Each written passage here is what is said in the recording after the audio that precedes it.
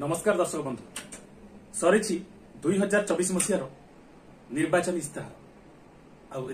आशा रे बाजीमात करिछि बीजेपी 4 रे बहुमत पाइला परे जून 5 रे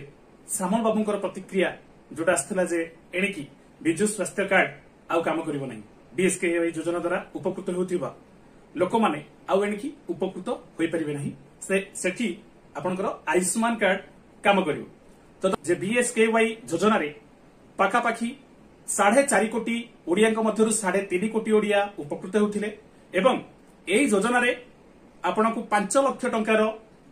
हेल्थ इंश्योरेंस प्रदान कर 15 अगस्त 2018 मसीह इंट्रोड्यूस करथिले नवीन पटनायक हमर प्रिय मुख्यमंत्री। तो यह पर मोदी द्वारा आसला आयुष्मान योजना 23 सेप्टेम्बर 2018 रे आसीथिला आपणकर आयुष्मान योजना 3.5 कोटी ओडिया निश्चित भाव में ए जो फायदा वंचित हेबे से पर्यंत रहउछि।